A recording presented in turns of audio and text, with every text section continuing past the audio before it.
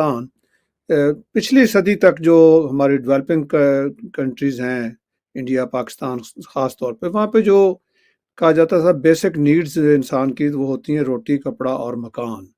लेकिन अब ये डेफ़िनेशन बदल गई है, जो बेसिक नीड्स हैं उसमें रोटी, कपड़ा, मकान के अलावा उसमें एजुकेशन एंड हेल्थ शामिल हो गई है। अब ये भी उतनी ही ज़रूरी हैं दोनों चीज़ें जितनी रोटी या आपके लिए लिबास है या आपके लिए के घर है। ये दोनों चीज़ें भी अब उसका एक पूरा हिस्सा बन चुकी हैं। तो इसके बगैर अब जो है बेसिक नीड्स पूरी नहीं होती। आज हमने बात करनी है जो पाकिस्तान, इंडिया, श्रीलंका, बांग्लादेश जो डेवलपिंग कंट्रीज़ हैं, वहाँ की एजुकेशन सिस्टम पे, उनमें वहाँ पर इतना फ़र्क क्यों है और स्पेशली जो इंटरनेशनल स्टूडेंट्स यहाँ पढ़ने आते हैं, उनके लिए क्या मुश्किलात होती हैं, वहाँ पे किस तरह के उनको प्रॉब्लम्स होते हैं। आज हमें जो मेहमान जॉइन करेंगे, उनमें एक बड़े ही अच्छे एजुकेशनिस्ट अमानत अली अंजम साहब हैं, और बहुत बेहतरीन एजुकेशनिस्ट पूजा दलाल साहबा हैं, और पाकिस्तान से बड़ी नामी ग्रामी एजुकेशनिस्ट एडवाइज़र हैं ओवरसीज़ स्टूडेंट्स के लिए, शाहीन मलिक साहबा। आप सबका शुक्रिया, मैं आप सबको वेलकम करता हूँ शो में। आज हमने बात करनी है कि ये जो एजुकेशन सिस्टम है इसको कैसे बेहतर और किया जा सकता है, इससे इंसान और कितना ज़्यादा बेनिफिट हो सकता है। तो मैं आप दोनों ख़वातीन की इजाज़त से अमानत साहब से शुरू करता हूँ। अमानत साहब, एक तो आप ज़रा हमें पहले ये बताइए, यहाँ पे जो आजकल ये बड़ी चेंजेस हो रही हैं, इस पे बड़ी मीडिया में बड़ी बातें हो रही हैं कि अब यहाँ पे शायद इंटरनेशनल स्टूडेंट्स के आने के लिए और मुश्किलात हो जाएँगे, उनके लिए वर्किंग कंडीशन है वो शायद इतनी ना रहें। ज़रा हमें थोड़ा-सा इस पे पहले आप ब्रीफ कीजिए कि है क्या? फिर हम दूसरे मेहमानों से भी राय लेते हैं। इस वक्त सर अदनान, अगर हम देखें तो पूरे यूके में बल्कि पूरी वर्ल्ड से कॉल्स आ रही हैं कि जो स्टूडेंट्स हैं उनके लिए यूके में बहुत ज्यादा प्रॉब्लम्स आने वाली हैं। सच तो यही है कि जब भी स्टूडेंट्स यूके में आते हैं वो बहुत सारी प्रॉब्लम्स का सामना करते हैं, और यूके में जो इस वक्त ये बार बार कह रहे हैं कि ये कोई ड्रास्टिक चेंजेस आ रही हैं, ऐसा कुछ भी नहीं होने जा रहा। अगर ऐसा होना हो, रिसेंटली यूके पार्लियामेंट में उन्होंने बिल दिया है जैसे कि ऑस्ट्रेलिया, कनाडा में स्टूडेंट्स को फुल टाइम वर्क करने की इजाजत दी है उन्होंने, ड्यू टू पैंडेमिक सिचुएशन और उनकी जो ऑक्यूपेशन जो शॉर्ट लिस्ट है उसके लिहाज से। तो अभी यूके ने रिसेंटली ये एक बिल दिया है कि जो स्टूडेंट्स हैं वो 30 आवर्स पर वीक काम कर सकते हैं instead of 20 hours per week, और ये भी चांसेस है कि उसको वो 40 आवर्स कर दें, that is full time. Yes, जो तब्दीलियां आने वाली हैं या जिनका एक अभी रिसेंटली तमाम स्टेक होल्डर्स को एक बिल चला गया है, उसमें क्या क्या तब्दीलियां आएंगी या वो हो सकेगा या नहीं हो सकेगा, ये आने वाले 2 वीक्स में क्लियर हो जाएगा। है कि इस वक्त यूके की हिस्ट्री में सबसे ज्यादा जो काम चल रहा है वो है Tier 2 वर्क परमिट। जितने भी स्टूडेंट्स आते हैं, इंडिया से नंबर 1 कंट्री हो गया है, चाइना को सरपास कर दिया है उसने।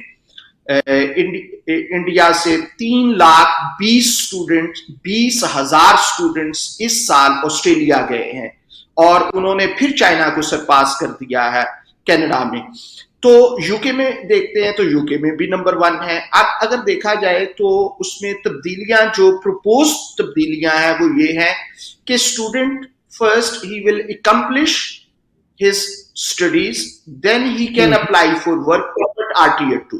नंबर 2, स्टूडेंट्स जब यूके में आएंगे तो वो अगर रिसर्च डिग्री में आते हैं, डॉक्टरल हैं, पोस्ट डॉक्टरल स्टडीज में आते हैं, और कोर्स की जो लिमिट है वो मिनिमम 2 years होगी, then they can bring their dependents.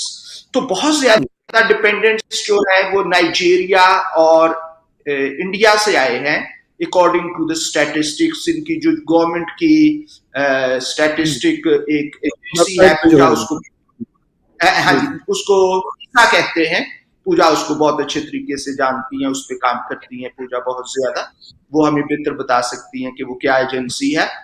फिर उसके अलावा जो पोस्ट स्टडी वर्क है जो कि ग्रेजुएट रूट है, उसमें वो ये कह रहे हैं कि स्टूडेंट्स के लिए उसको 2 साल की बजाय, अगर स्टूडेंट जो है वो डिग्री या पोस्ट ग्रेजुएशन करता है तो उसके पास 2 साल का वर्क होता है, और अगर वो डॉक्टरल स्टडीज करता है तो उसके पास 3 साल का ओपन वर्क परमिट होता है। उसमें उसको कहीं पर भी इजाजत लेने की जरूरत नहीं होती, स्पॉन्सर नहीं चाहिए होता, openly he can work anywhere. तो उसके लिए ये कर रहे हैं कि उसको रिड्यूस कर रहे हैं 6 मंथ के लिए। तो लेट्स सपोज एक स्टूडेंट आता है, वो मास्टर क्वालिफिकेशन कंप्लीट करता है और उसके बाद उसको 6 माह का मिलेगा पोस्ट स्टडी वर्क, और विद इन 6 मंथ अगर उसे कोई कंपनी मिल जाती है जहां पर वो काम कर सके, तो फिर वो टीयर 2 या वर्क परमिट के लिए अप्लाई कर सकता है। ये तमाम खबरें हैं, बातें हैं, इसमें कोई ये नहीं है। सच क्या है? सच ये है कि ये सब है, लेकिन कोई पॉलिसी नहीं है, कोई लॉ नहीं है। मेरे पास कल तकरीबन कुछ 10 स्टूडेंट्स आए कि हमने मास्टर डिग्री कंप्लीट करने के करीब हैं, तो हमें ये लॉज कैसे इफेक्ट करेंगे। तो इनको ये लॉज जो है वो इफेक्ट नहीं करेंगे। उसकी रीजन ये है कि जब ये अपना कंप्लीट करते हैं तो वो अपना पोस्ट स्टडी वर्क अप्लाई। हमारा साहब कैमरे के सेंटर में रहे, आप आउट हो जाते हैं। नहीं, दूसरी तरफ, other side, other side, other side. Okay, तो अभी अच्छा, अभी अदर साइड उनको और अदर साइड, अदर साइड। हाँ, यहाँ पे रहे आप जी। अच्छा, तो अब वो क्या कर सकते हैं कि पोस्ट स्टडी वर्क के लिए अप्लाई कर सकते हैं, उनको किसी किस्म का कोई प्रॉब्लम नहीं है। तो इसलिए ये एक खबर है, इसको किसी तरह से भी ऐसे नहीं लेना चाहिए कि कोई सच्चाई है इसमें, कोई सच्चाई नहीं। तो लेट्स सी व्हाट हैपेंस। चलिए ठीक है। तो पूजा, आप जरा हमें बताइए, जो अमानत साहब ने सारी बातें बताई हैं, और हमारे जो तीसरी गेस्ट हैं शाहीन साहबा भी आ गई, तो फिर शाहीन साहबा से और क्वेश्चन पूछते हैं। जरा पूजा, आप अपना इनपुट इसमें दीजिए। थैंक यू अदनान जी। इसमें ये है कि बेसिकली अगर आप ओवरऑल देखें तो इंटरनेशनल स्टूडेंट्स का कंट्रीब्यूशन यूके इकोनॉमी की तरफ ओवर 30 बिलियन पाउंड्स का है। जब आप एक रेवेन्यू कंट्रीब्यूशन की बात करते हैं, that's a huge amount of money that's coming on to the UK economy. अगर आज की तारीख में given the financial situation of UK, if it's ये अगर इस तरह की कोई भी कट्स वो लाते हैं, इसका बहुत डेट्रीमेंटल इफेक्ट होगा, बिकॉज यूके के as a destination UK is still the number 2 destination in the world after USA, लेकिन फिर very tough competition from Canada and Australia. और इट मस्ट बी नोटेड कि ऑस्ट्रेलिया एंड कनाडा के पास steady increase रहा है from south Asian continent. तो अमानत जी को मुझे नहीं लगता कि इतना कोई strict view UK government afford कर सकता है, गिवन कि उनकी इकोनॉमी पे भी एक इम्पैक्ट होगा। क्योंकि अगर आप सिर्फ ईयू स्टूडेंट्स का देखेंगे तो उनका कंट्रीब्यूशन है तकरीबन कोई 22.7 तकरीबन close to about 6.1 billion pounds compared to the 28 or the over 30 billion pounds which the international students are bringing. So I think in all UK इस strategy को afford कर नहीं सकता. It needs the international students. The universities को ज़रूरत है international students की. उनकी जो research और funding department चलते हैं, they thrive on the international students. So I agree with Amanat ji that I don't think that we would see कोई ऐसा कोई clamp down नहीं होने वाला। तो आप क्या ऐसा दोनों समझ रहे हैं कि बिल्कुल से। अभी शाहीन मलिक साहबा से पूछते हैं। शाहीन साहबा, आप ये पहले तो फरमाइए हमें कि वहाँ पे जो पाकिस्तान से स्टूडेंट्स आते हैं, उनके लिए क्या प्रॉब्लम्स क्या होती हैं, कितने वो प्रिपेयर होते हैं, कोई फ्रॉड हो जाता है उनके साथ? जरा एक हमें थोड़ा सा सारी सिचुएशन को एलाबोरेट कीजिए। पहले तो मैं बहुत शुक्रिया करूंगी कि आपने मुझे कंसिडर किया पाकिस्तान, और दूसरा मैं पूजा को भी सेकंड करूंगी कि बहुत इंटरनेशनल स्टूडेंट्स की वजह से भी यूके की एक बहुत अच्छा इम्पैक्ट है।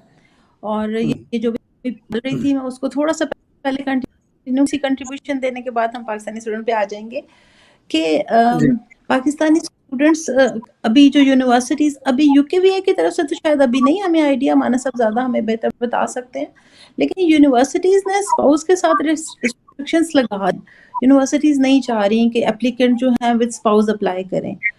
तो ये एक है। अभी जैन में भी हमने कुछ just in few institutes we faced, और अभी सितंबर के लिए भी यही है। अभी जो हमारी ट्रेनिंग शुरू हो गई है सितंबर के लिए यूनिवर्सिटीज की तरफ से, it's announced that spouse is not allowed for the upcoming sessions.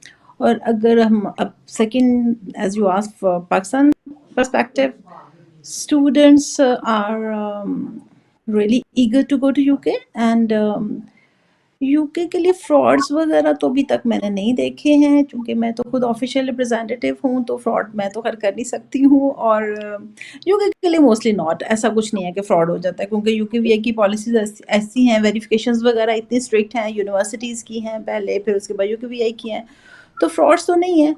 हाँ, ये जो आपका सेकंड पार्ट था ऑफ द क्वेश्चन के स्टूडेंट्स के साथ कुछ वहाँ के लिए प्रिपेयर्ड होते हैं कि नहीं, नहीं ऐसा नहीं है। ये वाकई एक है, हम इसमें रैक करते हैं कि स्टूडेंट जाने के लिए प्रिपेयर्ड तो नहीं होता, बस वो उसको यूके जाना है, ये एक होता है। और वो इस बात के लिए मनी के साथ शायद प्रिपेयर्ड होते हैं, लेकिन वहाँ जाने अकोमोडेशन अरेंज करना, जैसे अभी वहाँ पे जो स्टूडेंट्स इंटरनेशनल स्टूडेंट्स हैं वो अकोमोडेशन में बड़ी ज़्यादा प्रॉब्लम्स देख रहे हैं, उन्हें नहीं मिल रही हैं अकोमोडेशन, और उन्होंने प्री अरेंजमेंट्स कोई है नहीं है। हॉस्टल्स शायद अफोर्ड नहीं कर पाता student, university hostels quite expensive as always. तो जब वो प्राइवेट शेयरिंग में रूम्स ढूंढना चाह रहे हैं तो उसमें उन्हें थोड़ी प्रॉब्लम्स आती हैं। इस दफ़ा इंटरनेशनल स्टूडेंट बहुत ज़्यादा है, एज पूजा मैंशनड। तो जॉब्स के भी इश्यूज हैं वहाँ पे, जॉब्स भी इतनी 100% स्टूडेंट्स को जॉब्स नहीं मिल रही, वो जो 20 आवर्स उनको अलाउ है, तो और जॉब्स ढूंढने में भी प्रॉब्लम है, रदर के वो अपनी जो उनकी प्रीवियस एजुकेशन है या एक्सपीरियंस है उसकी बेस पे कोई वाइट कॉलर जॉब ढूंढे। और जॉब्स भी international students including Pakistan and India, उनको मुश्किल आ रही है, अदर दैन जिनके family already living there and they have there on any of the profession and industry over there, like cash and carry है कुछ का, गैस स्टेशंस हैं, उनको तो शायद इतने इश्यूज नहीं हैं। बट अदर दैन दीज जो अभी नया स्टूडेंट जाता है, इंटरनेशनल स्टूडेंट और पाकिस्तानी स्टूडेंट, उनको जॉब में और अकोमोडेशन में प्रॉब्लम्स आ रही हैं। अगर वो अरेंज कर भी सकते हैं तो 5-7 डेज़ की वो guest as paying guest arrange कर सकते हैं, होटल्स कर सकते हैं, लेकिन for years they can't live as paying guest और any hotel, they need accommodations. ये तो इश्यूज हैं, you are very right point. ये एक और इसमें ऐड कीजिएगा कि आजकल जो पाकिस्तान में एक इकोनॉमिक क्राइसिस चल रहा है, डॉलर की और पाउंड की जो प्राइस बहुत ज्यादा हो गई है, तो इसने कुछ स्टूडेंट्स के नंबर को इफेक्ट किया है। यस, ये भी आपने बहुत ही कंसर्न्ड और अच्छा क्वेश्चन कर दिया। यस, बहुत ज़्यादा अफेक्ट किया। वो स्टूडेंट्स जिन्होंने अपने फाइनेंशियल एक रिसोर्सेज पूरे अरेंज किए हुए थे for their tuition fees and living cost, तो उसमें पाकिस्तान रुपीस की अगर बात करें तो लाखों का डिफरेंस आ गया। लाखों के डिफरेंस को अगर वो मैनेज करते हैं, वो अरेंज करते हैं फर्दर, पहली बात तो अरेंज करना मुश्किल हो रहा है, और अगर वो अरेंज करते भी हैं तो उनका सेशन ख़त्म हो जाता है उतनी देर में, उनकी डिपॉजिट डेडलाइंस जो हैं या कैश डेडलाइंस हैं जो हैं वो गुजर जाती हैं। तो ये एक डिफरेंस, सडन डिफरेंस जो है उसने बहुत उनको बच्चा सफ़र कर रहा है। इंटरनेशनल स्टूडेंट हर कंट्री के लिए, यूके के लिए भी बहुत सफ़र कर रहा है कि ये जो करेंसी के फ्लक्चुएशन है उससे उनका फीस अरेंजमेंट्स, उनकी living cost arrangements, funds to show to the university and to show to the embassies, सब में डिफरेंस आ गया। तो this is the problem now वहाँ पे है। तो आप समझते हैं कुछ नंबर कम हो जाएगा स्टूडेंट का? नंबर कम हुआ है प्रैक्टिकली भी। मैं देखूं तो हमारे भी स्टूडेंट जिनके अनकंडीशनल आ गए थे, उनकी बैंक स्टेटमेंट्स जो उन्होंने अरेंज फंड्स किए हुए थे टू लिव ओवर देयर, तो अब वो या तो वो सेशन चेंज करेंगे अरेंजमेंट्स दोबारा करने के लिए, या ड्रॉप हो जाएंगे। Yes, it affects. ओके, अच्छा माना साहब, आप लोग, चूँकि मुझे इतनी समझ नहीं है जो आप बातें करते हैं टेक्निकल, या इतनी शायद मैं इतना पढ़ा लिखा नहीं आप जितना, तो ये एक सिंपल तरीके से हमें ज़रा समझाइए, आम लोग भी समझ जाएं कि एक स्टूडेंट जो है उसने यूनिवर्सिटी से मास्टर किया हुआ है, किसी रिकॉग्नाइज्ड यूनिवर्सिटी से, 4-5 साल से वो अपनी कोई उसने एजुकेशन नहीं कर रहा और या कर नहीं रही, तो वो कहीं पे है, जॉब शॉप कर रही है, घर पे बैठे हैं, जो भी हैं। तो अब वो अगर दोबारा ज्वाइन करना चाहते हैं, यूके में कोई एडमिशन लेना चाहते हैं, तो उसके लिए एक तो बड़ी हैवी फीस का मसला है, इसके लिए कुछ स्कॉलरशिप भी है? बेसिकली सर इसमें होता ये है कि स्कॉलरशिप्स जो हैं टैलेंटेड स्टूडेंट्स के लिए वो हमेशा से अवेलेबल होते हैं। अगर स्टूडेंट्स उनको सीख करते हैं, उनको रिसर्च करते हैं, मसलन यूके का एक बहुत ही जबरदस्त स्कॉलरशिप है जिसको चिवनिंग स्कॉलरशिप कहते हैं। This is fully funded Chevening scholarship. Chevening scholarship जो है ये यूके गवर्नमेंट का एक ऐसा स्कॉलरशिप है जिसमें आपकी टोटल ट्यूशन फीस और अकोमोडेशन, आपकी एयर, हर चीज उसमें शामिल है। यूरोप का एक स्कॉलरशिप है जिसे कहते हैं एरेस्मस मंडस, 2 साल का प्रोग्राम है। आप पहले यूके वाले को जरा एक्सप्लेन करें। एक स्टूडेंट जिसका गैप है, अब उसने पढ़ाई के बाद 4-5 साल 6 साल गुजर गए हैं, उसने कोई और स्टडी नहीं की, वो उसको कैसे ले सकता है? सबसे पहले सर हमने ये एक कॉन्सेप्ट क्लियर करना है कि अगर एक बंदा के पास क्वालिफिकेशन है, इंटरमीडिएट है, बैचलर है 2 साल वाला पाकिस्तान का, या मास्टर है और उसके बाद वो काम नहीं कर रहा, तो ये एजुकेशनल गैप होता है जो कि स्टूडेंट वीजा के लिए और उसके फ्यूचर के लिए ठीक नहीं है। एक होता है लेट्स सपोज स्टूडेंट उसने एमबीबीएस किया, उसने टीचिंग की, उसने मास्टर्स इन एजुकेशन किया और उसके बाद उसने पढ़ाना शुरू कर दिया। अब अगर उसका 5 साल का गैप है, 10 साल का गैप है, this is not gap, this is excellent for the student कि वो उसने जो एजुकेशन ली और जो जॉब कर रहा है वो रेलेवेंट है, तो ये उसके लिए यूके यूनिवर्सिटीज के लिए एक प्लस पॉइंट है। अगर आपने मास्टर्स किया और now you want to go for MSc in gynaecology studies और some other studies in Coventry University, in Queen Mary University, so these universities are really happy to offer you offer of a place. अच्छा, अब अगर आपके पास qualification भी अच्छी नहीं और आपने सिंपल बीकॉम किया और उसके बाद 4 साल 5 साल आप नहीं पढ़ रहे, तो ये आपके लिए एक प्रॉब्लम है। स्कॉलरशिप प्लस फ्यूचर आपका उसी वक्त है जब आप अपनी एजुकेशन से रेलेवेंट जॉब करते हैं और कुछ ना कुछ करते रहते हैं। Unfortunately in some countries like India में तमाम एरियाज नहीं है, इंडिया का पंजाब है और पाकिस्तान का सारा कंट्री जो पाकिस्तान है, इसमें कुछ एरियाज ऐसे हैं वो पढ़ते हैं, इंटरमीडिएट किया या 14 इयर्स क्वालिफिकेशन ली, उसके बाद उनके ज़हन में ये है कि we want to go to UK, तो ना तो वो यूके में पढ़ने के लिए आना चाहते हैं, ना उनका कोई कॉन्सेप्ट होता है, वो सिंपली काम करने के लिए आना चाहते हैं, वो डिफरेंट हो जाते हैं। लेकिन जो स्टूडेंट्स होते हैं वो पढ़ते हैं, कोशिश करते हैं, तो फिर पूरी दुनिया में उनके लिए स्कॉलरशिप्स जो हैं वो अवेलेबल हैं, वो अपना फ्यूचर बना सकते हैं। और ये गरीब से गरीब स्टूडेंट्स के लिए भी है। अगर वो गरीब है it doesn't count at all, लेकिन अगर उसके पास क्वालिफिकेशन है, अगर उसके पास सारा कुछ है और वो एक टैलेंटेड स्टूडेंट है और वो कंटिन्यूसली कुछ ना कुछ कर रहा है, तो फिर वो हमसे राब्ता करे। हमारी ऑल सर्विसेज जो है एब्सोल्युटली फ्री ऑफ चार्ज है, हम उनको गाइड कर सकते हैं। एक मिनट आप नहीं माना साहब, ठहरें, आप अपनी सर्विस को भी छोड़ दें, सिर्फ हम जनरल बात करते हैं। पूजा जी, आप ये जो इन्होंने सारा बताया है, एक तो इसको जरा आप थोड़ा सा और एक्सप्लेन कर दें, और यूरोपियन वाला भी जो है ना वो भी हमें थोड़ा सा बताइए, वो कौन सा स्कॉलरशिप है? जी, basically, in terms of the scholarship, as Amana ji explained, there are wide range of scholarships which are available. लेकिन अगर हम India specific बात करें, तो there are a lot of scholarships available by the Indian government for students coming from India. उसमें ये है UK से जो स्कॉलरशिप में पढ़ने के लिए है, जी यूके में पढ़ने के लिए है, and they are student centric scholarship. ये है national overseas call by the Indian government, और वो ये कवर करता है tuition fees, cost of books, airfare, living cost, medical insurance, visa fees, और उसके अलावा there is Goa education scholarships as well. There are lots of other scholarship as well which are run for higher education, जहाँ पे Indians इनको avail कर सकते हैं.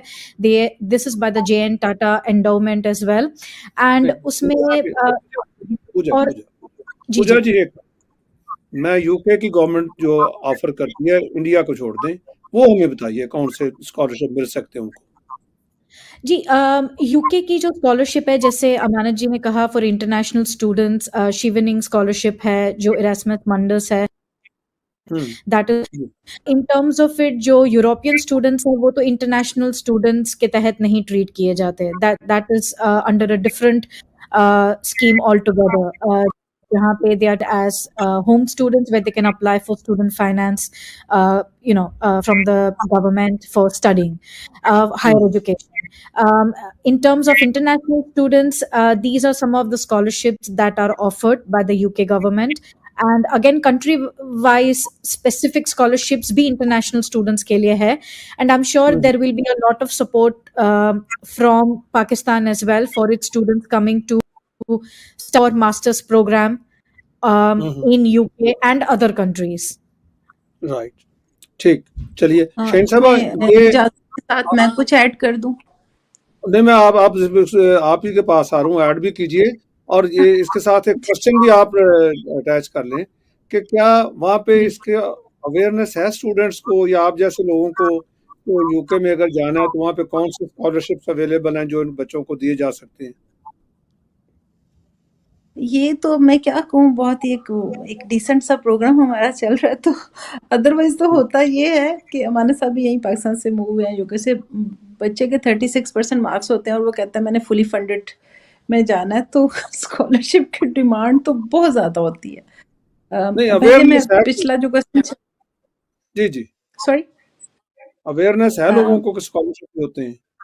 जी, जी, मैं वही बात कर रही हूँ कि फर्स्ट डिमांड एंट्रेंस पे काउंसलिंग सेक्शन में जैसे स्टूडेंट आता है, तो उसका पहले क्वेश्चन होता है कि फुली फंडेड, ओके। कि मुझे 100% स्कॉलरशिप्स लेके दें। मार्क्स चाहे 40% है, 50% है, but the demand is fully funded. तो पहले मैं थोड़ा-सा वो पिछला जो क्वेश्चन चल रहा है, उसी को कैरी जी, ऑन वो अगर कर लो, अगर आप इजाज़त। जी, जी, जी, please, please. There are the different scholarships from UK to international students. First of hmm, all, तो मानस साहब और पूजा ने डिस्कस कर दिया। एक होती है important, the first of all is a merit based scholarship. वो बहुत अच्छी है, उसमें आपको प्रोफेसर की तरफ से 50% तो कंफर्म मिल जाती है, rest on the depends on the merit on the second semester. Merit base है, उसके बाद इंटरनेशनल स्टूडेंट है। हम लोग जो सबसे ज़्यादा यूके की स्कॉलरशिप्स को अवेल करते हैं, जो for each and every student, it's Asian student scholarship.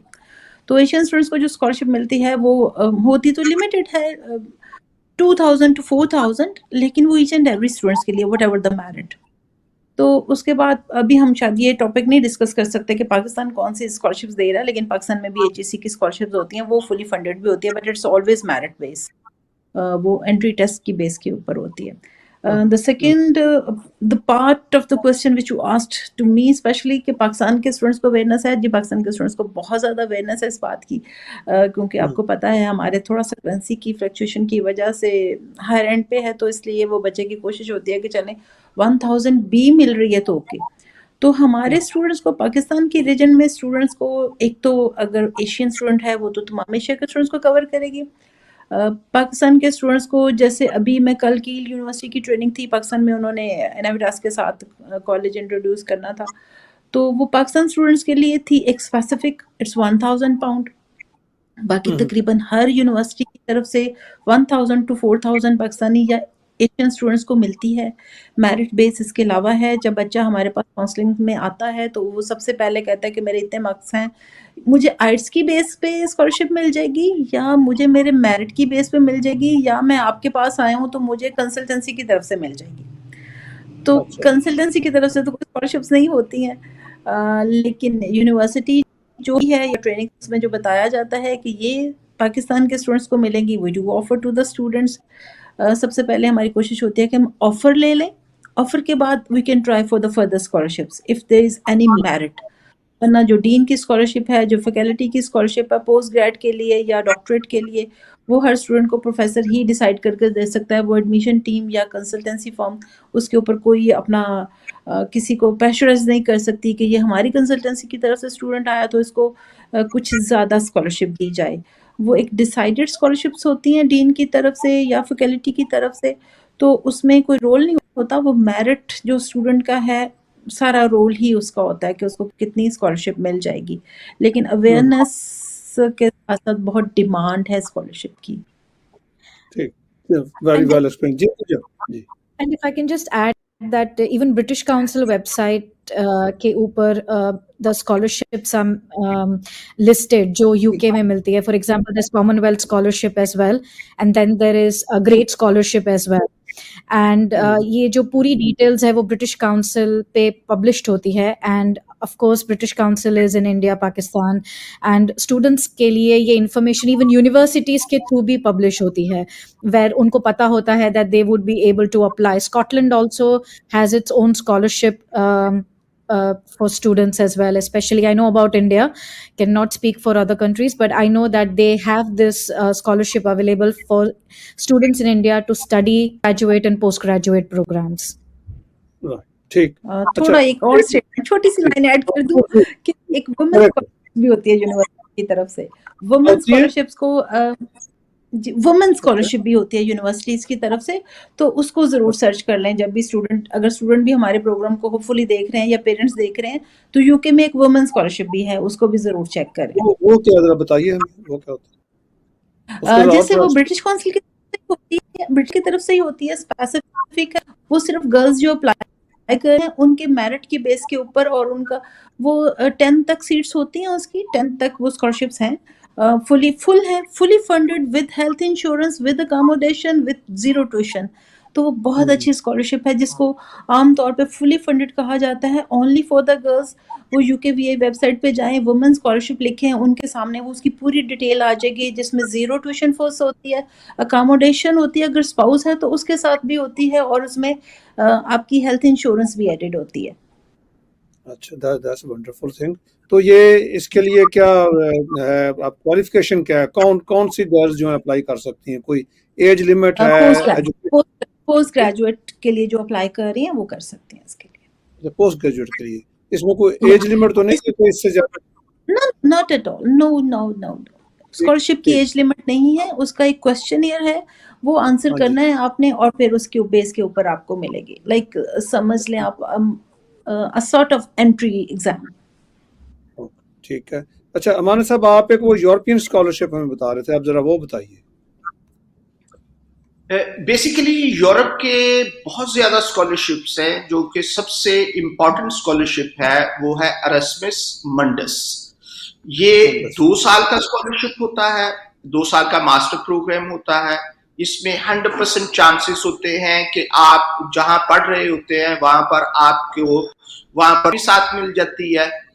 आप 3 कंट्री में ये स्टडी करते हैं, और जैसे कि पॉसिबिलिटी है कि आप नॉर्वे में स्टडी करें, फ्रांस में करें, चेक रिपब्लिक में करें, और फिर इसका जो अवार्ड आपको मिलता है, जो डिग्री मिलती है, कई दफा वो जॉइंट होती है और कई दफा एक यूनिवर्सिटी से आपको मिलती है.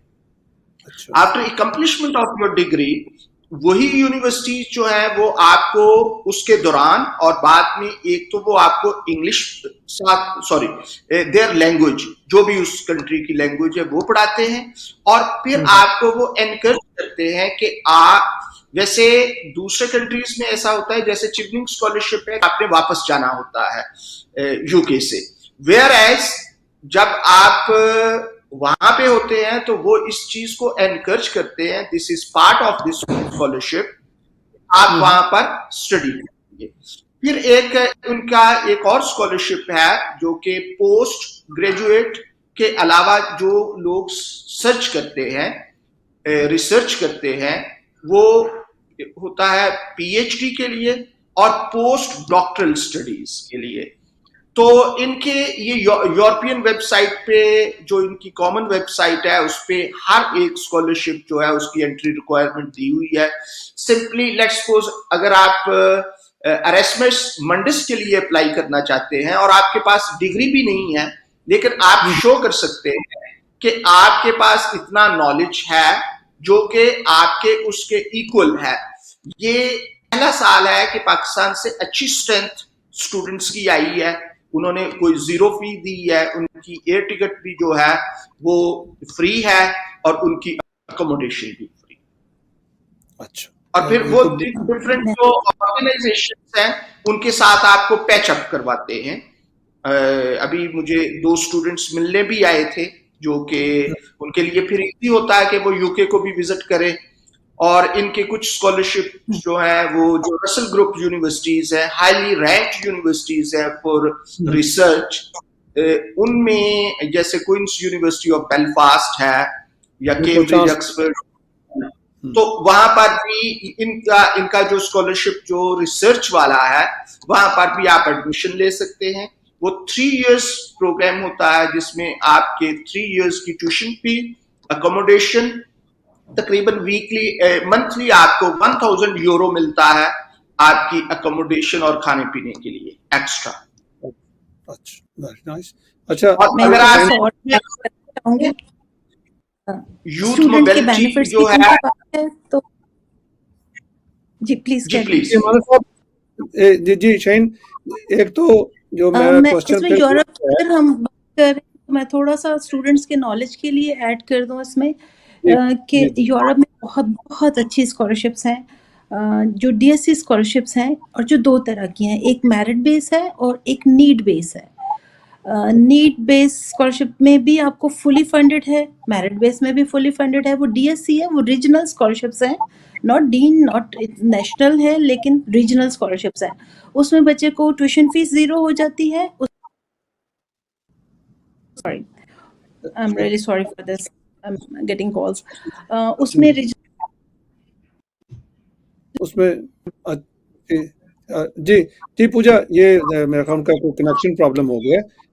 ये फरमाइए कि ये जो अभी बता रही थी नीडी स्कॉलरशिप और मेरिट बेस, इसको जरा हमें थोड़ा सा आप समझाइए। जी मेरिट बेस्ड स्कॉलरशिप पे ये है that there are certain conditions in relation to the grades that they have to achieve and based on that उनकी एलिजिबिलिटी डिसाइड होती है।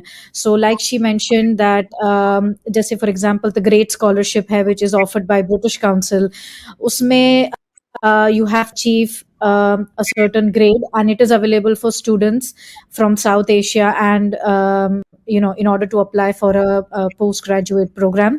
Um, apart from that जो Commonwealth की है that is also available for students, that is all, they also have a set eligibility criteria in order to apply for this scholarship. So in terms of the various scholarships that are available for international students, there's a lot of opportunity और ये सारा कुछ British council के through publish भी होता है, market भी वो करते हैं and they make sure that the students are aware that they can avail this facility and apply for it. And in ठीक fact there is the great scholarship जो है वो लॉ पढ़ने यूके में आप इसको कर सकते हैं अप्लाई। ठीक ठीक जी शाहीन, आप अपनी बात मुकम्मल कर लीजिए, आपका कनेक्शन प्रॉब्लम हो गया था। जी, वो मेरिट बेस और मैं नीड बेस स्कॉलरशिप्स की बात कर रही थी। रीजनल स्कॉलरशिप या डीएससी स्कॉलरशिप्स होती हैं। रीजनल स्कॉलरशिप्स है, उसमें कुछ डॉक्यूमेंट्स प्रिपेयर करने पड़ते हैं आपको। जो नीड बेस है, मेरिट बेस तो वेरी सिंपल। नीड बेस है कि once you are there in the university you can apply. आप इंटरनेशनल ऑफिस में जाएंगे, वहाँ से आपको कुछ फॉर्म्स रिसीव होते हैं। मैं थोड़ा सा शॉर्ट सा उसका बता देती हूँ प्रोसीजर। आप वो फॉर्म्स लेके आप अपनी कंसर्न एम्बेसी में जाएंगे उस कंट्री में, वो उसको प्रूव कर देगी नीड बेस को। वो आपके डॉक्यूमेंट्स चेक करेंगे, आपके फाइनेंशियल्स, आपका एफिडेविट और एक सोर्स ऑफ इनकम का लेटर बनता है। उसको लेके वो वहाँ से आपकी कंसर्न एम्बेसी कंट्री में, जिसमें यूरोपियन कंट्रीज की मैं बात कर रही हूँ, आगे उसको प्रूव कर देंगे। Then again go back to your international office of the university, तो वो उसको रिलीज कर देंगे आपका, जिसमें आपकी ट्यूशन फीस 0 हो जाती है। यूनिवर्सिटी रीजन जो है, रीजनल एरिया, वो वाला आपकी ट्यूशन फीस पे करता है आपके बिहाफ पे। आपको अकोमोडेशन मिल जाती है एंड फर्दर मोर आपको स्टाइपेंड मिलता है। And stipend it's yearly for 9 month का जो स्टडी पीरियड होता है, उसमें तकरीबन 5,700 minimum to 11,000 euro yearly stipend भी बच्चों को मिलता है। It's need based. मेरिट सबको मिलती है, लेकिन एक स्कॉलरशिप में होती है डीएससी की रीजनल स्कॉलरशिप। तो वो जरूर मैं बच्चों से कहूंगी कि जरूर सर्च करें। शाहीन, आपसे मैंने क्वेश्चन पूछा था कि अवेयरनेस है बच्चों को स्कॉलरशिप की, तो आपने कहा कि बहुत ज्यादा है। एक तो होता है कि वो सिर्फ स्कॉलरशिप चाहते हैं कि हमें मिल जाए, पैसे बच जाएं। एक होता है कि उनको पूरा इसकी डिटेल्स पता होती हैं कि ये स्कॉलरशिप पे हम क्वालिफाई कर सकते हैं, इसके लिए हमें अप्लाई करना चाहिए, इस तरह की अवेयरनेस है उनके पास? आज जैसे आप तीनों लोगों ने बातें बताई हैं, मुझे तो बहुत सारी बातों का नहीं पता था, टू बी ऑनेस्ट। नहीं, वो चूँकि तो हमारी तो इंडस्ट्री है, तो अच्छा, ये चूँकि डिमांड है तो शायद इसीलिए हमारी वर्किंग भी है इसके ऊपर कि बच्चा आता है तो वो कहता है। अगर अवेयरनेस हो तो सर हमारे पास क्यों आए? We are the professionals, so they come to us for the easiness. तो वो चाहते हैं कि आएँ, हमें पूछें, हम ही उनके लिए सब कुछ कर दें और वो बस ईज़ी हों और जाएँ और पैसे ना लगें। ठीक, सो दे चलिए। दे हैव द नॉलेज। फैक्ट ऐसा नहीं है कि They have नॉलेज the नहीं है, knowledge. नॉलेज है, ठीक, इतना नहीं है to कि some कौन सी extent, स्कॉलरशिप में। to some extent they are well aware, ठीक है। जी पूजा, आप क्या क्या समझ रही हैं कि हमें एजुकेशन तो एक बड़ी ही जो है ना ज़रूरी चीज़ है, बंदे को करनी होती है। अब तो ये बेसिक नीड्स में आ गई है, हेल्थ की तरह या तो बाकी 2-3 चीज़ों की तरह। तो इस वक़्त जो इंटरनेशनल स्टूडेंट्स आ रहे हैं इंडिया से, पाकिस्तान से या दीगर डेवलपिंग कंट्री से, उनको यहाँ पे आके कोई ऐसी प्रॉब्लम्स तो बेशुमार होती हैं, तो वहाँ से तैयार होके आना चाहिए, उसके लिए क्या करना चाहिए? All outside the agents and the consultancy जो वो use करते हैं, they should do their own research. Number one, they should visit British Council website, जिस यूनिवर्सिटी में वो अप्लाई कर रहे हैं उस कोर्स के बारे में, and what other options are available for them to verify how their application is going to be processed. बहुत दफ़ा ये देखा है, and it's our experience when we deal with a lot of students who have the similar sort of queries, कि उनकी application में जो time scale involve है वो बहुत ज़्यादा है. They are pushed around between pillar to post. So I think students को they have to empower themselves. उनको खुद एक नॉलेज क्लियर करना चाहिए. Again here in terms of the scholarship available, there are students who do know scholarship available है, but however I must say कि जो students specific, if I talk about India, जो India से आ रहे हैं, they are aware of the scholarship offered by the Indian government और वो उसका they do make use of that. However, there only जो urban areas है इंडिया के, there the knowledge about a Chevening scholarship और the जैसे अमाना जी ने कहा यूरोपियन इरास्मस मंडस की स्कॉलरशिप है, या for example the great scholarship bye British council, उनके बारे में नॉलेज होगा, लेकिन इतना वाइड स्प्रेड नॉलेज नहीं है. So that is where the gap is. I think it's important that students ये इसको research करें. Exactly, and British Council can be a great way to start जब वो UK में आना चाहते हैं. They have a lot of material on this along with the entire application process and everything. And the other thing is for them to know is कि यहाँ की life कैसी होती है. You come as a student, आपकी एक expectation होती है जो आपको आपके मुल्क में कहा जाता है that when you land in UK you can expect this. And reality कुछ और ही होती है the minute they land. So I think वहाँ पे उनको hit करता है that your accommodation prices are too high, या for example उनको, I mean talking to some of the students, they have to do maybe 10 or 20 viewings in a day, and some have spent almost over 1 lakh rupees in एक month में on Airbnbs, which is short term accommodation and usually very expensive. So it's again very important for them to understand कि actual life में इनको क्या क्या challenges आ सकते हैं, यहाँ का मेडिकल सिस्टम कैसे काम करता है, and also the third thing would be to also make sure they understand how their embassies can help them.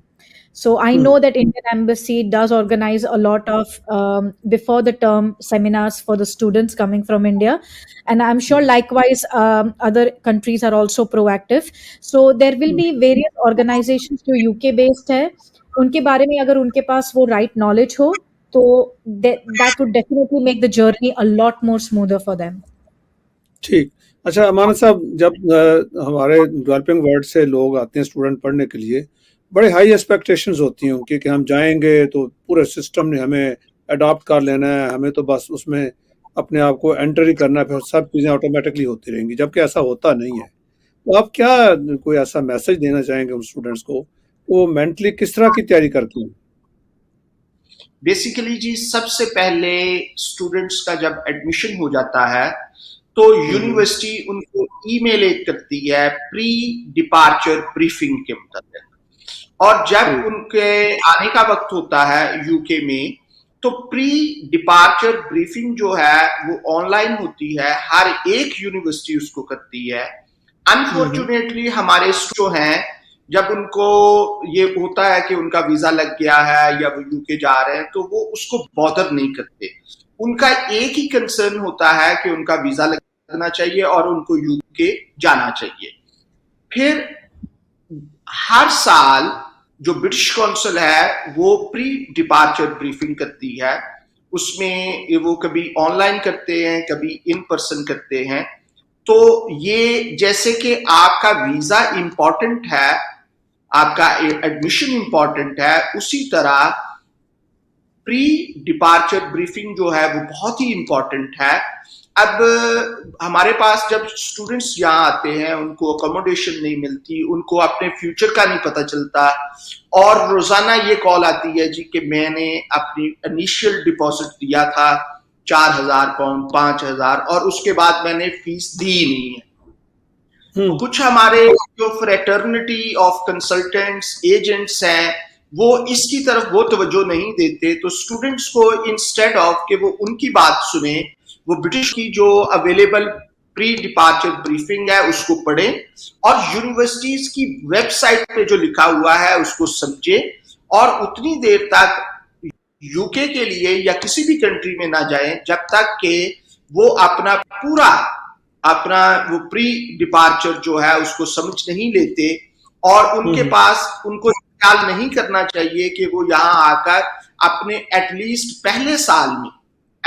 पहले साल में किसी भी सूरत में ना ब्रिटिश काउंसिल, ना यूके की कोई यूनिवर्सिटी, कोई उनका रिप्रेजेंटेटिव नुमाइंदा आपको ये नहीं कहेगा कि आप अपनी अकोमोडेशन और अपनी ट्यूशन फीस को आप मेंटेन करके ना आए। ऐसा कहीं भी नहीं है। तो क्या होना चाहिए? सबसे पहले आपकी जो 1 साल की पूरी ट्यूशन फीस है उसको पूरा करें, और फिर आप 1 साल के जो आपकी अकोमोडेशन और जो अलाइड एक्सपेंडिचर्स हैं उनको लेकर आए, उनको मेंटेन करें, ताकि आपको यूके में आके इन प्रॉब्लम्स का सामना ना करना पड़े, जो कि रोजाना हम देखते हैं। अब आप फिर इलीगल हो जाते हैं, और फिर वो यहाँ पर एक लंबे अरसे के लिए बड़ी प्रॉब्लम्स का सामना करते हैं। बड़ी तकलीफ होती है। कल मेरे पास 3-4 स्टूडेंट्स, कुछ 1-2 कोवेंट्री यूनिवर्सिटी के थे और 1-2 और यूनिवर्सिटीज के थे, उन्होंने अपनी ट्यूशन नहीं जमा करवाई।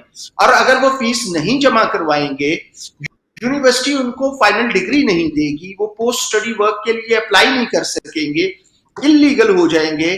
और अगर उनको कोई कल ब्राइट अपॉर्चुनिटी मिलती है, तो एज ए इलीगल एंट्रेंट और कैंडिडेट वो किसी भी चीज को अकोमोडेट कर पाएंगे। तो इसलिए इस चीज का बड़ा खास ख्याल करना चाहिए कि आपकी अकोमोडेशन और 1 साल की जो ट्यूशन फीस है वो प्री प्लान्ड होनी चाहिए, और किसी तरह का उसमें ऊंच नीच नहीं होनी चाहिए। चलिए, ये तो लाइफ वैसे प्री प्लान होनी चाहिए, इसमें तो कोई शक नहीं है। तो ये फरमाइए कि पूजा, आप हमें ये बताएं कि कितने % स्टूडेंट्स जो होते हैं जो वापस नहीं जाना चाहते और कितने जाना चाहते हैं? I think that's a bit difficult to estimate on, but I think a vast majority do not want to go back. I think, and I think they try to find out if there is post-study work visa routes available, or any other work routes available for them to change on completion of their degree. But again, it would be very difficult to estimate a total number that kitne honge, but I would just say that it is quite a vast majority who do want to stay back. Okay. ये मुझे कोई connection problem लग रहा है। Can you hear me? Hello, क्या मैं इसमें add कर सकता हूँ? जी आप करें, ऐड करें, जरूर करें। हाँ जी। हाँ, बेसिकली जी यूके के लिहाज से दो तरह के कंट्रीज होते हैं। एक को हम कहते हैं हाई रिस्क कंट्री, और एक को कहते हैं low risk countries. High risk countries से जो स्टूडेंट्स आते हैं वो 99% यूके से वापस जाने वाले नहीं होते। लो रिस्क कंट्रीज होते हैं, दुबई है, सऊदी अरेबिया है, मलेशिया है, चाइना है, थाईलैंड को भी अब उसमें शामिल कर लिया गया है और बेतहाशा कंट्रीज हैं। वहां के लोग जो हैं वो वहां से यहाँ से पढ़ के वापस जाना चाहते हैं। जो हाई रिस्क कंट्रीज हैं, इंडिया, पाकिस्तान, बांग्लादेश, नेपाल, श्रीलंका, ये स्टूडेंट्स जो हैं they have the plannings to stay in the UK. ठीक है। इसमें अगर इजाजत दें तो भी एक छोटी सी स्टेटमेंट ऐड कर दूं। जी जरूर करें हाँ जी। अगर आप देखें ना 2019 से पहले, हमारे साहब बेहतर भी बता सकते हैं इसको भी, 2019 से पहले इंटरनेशनल स्टूडेंट का इतना ट्रेंड नहीं था। जब ये खत्म हो गया था पोस्ट स्टडी वर्क परमिट, तो इतना ट्रेंड नहीं रहा था। जैसे ही पोस्ट ये PSW हमारा दोबारा ऐड हुआ है इंटरनेशनल स्टूडेंट्स के लिए, तो नंबर ऑफ इंटरनेशनल स्टूडेंट्स बहुत इंक्रीज हो गया। तो this is the very clear answer कि बच्चा वहाँ पे स्टे करना चाहता है, वहाँ रह के जो उसने अपने डिग्री पे स्पेंड किया है वो वहाँ से अर्न करना चाहता है। फर्दर मोर रहने के लिए तो डिफरेंट प्रोसीजर्स हैं, they can contact to the legal person. लेकिन जो स्टूडेंट है वो PSW की वजह से नंबर ऑफ इंटरनेशनल स्टूडेंट्स बहुत बढ़ गया है। अब यूके डिमांड में आ गया है कि वहाँ पे वो पढ़ाई के बाद रह सकते हैं, लीगल रह सकते हैं। तो ये एक बहुत बड़ी रीज़न है और इसका बहुत अच्छा आंसर भी हो सकता है कि वहाँ रहना इज अ ड्रीम। हाँ ये तो है। चलिए अच्छा जी, इमरान साहब कुछ ऐड करना चाह रहे हैं? बिल्कुल ठीक कहा है इन्होंने, ऐसा ही होता है जी, इसमें कोई शक नहीं है कि जो स्टूडेंट्स हैं वो उनका मेन पर्पस ही ये होता है कि dream country UK, Australia, Canada, they come to stay there. लेकिन हमारे यहाँ कोई 1-2% ऐसी स्ट्रेंथ है जो कि डेफिनेटली वापस जाना चाहते हैं और अपने कंट्री में रहना चाहते हैं। ठीक। अच्छा पूजा, आप बताइए, आप बड़े सालों से यहाँ पे इसको डील कर रही हैं, एजुकेशन को, जो इंटरनेशनल स्टूडेंट्स हैं, आपको बड़ा जो कॉमन एक प्रॉब्लम नजर आता है वो क्या है जिसको अवॉइड करने से इसके रिजल्ट्स बहुत अच्छे हो सकते हैं? I think there's a lot of high expectations. They come with a very different expectations in their mind, and they believe that it will be very easy for them to settle here. ये इनके लिए बड़ा आसान होगा कि यहाँ से tuition fees वो पे कर सके, एंड उनकी जो एक्सपेक्टेशन फुलफिलमेंट है वो एक स्ट्रगल बन जाती है जब वो एक रियलिटी के साथ उनका सामना होता है. That in my opinion is the number one thing which a lot of students, in fact the majority of them, have this issue.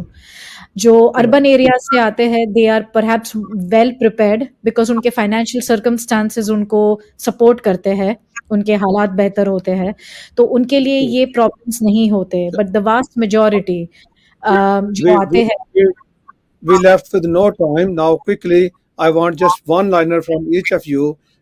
Shaheen Malik साहब, आप जरा बता दीजिए आपका वन लाइनर मैसेज क्या है, फिर हम इसको खत्म करना है प्रोग्राम को.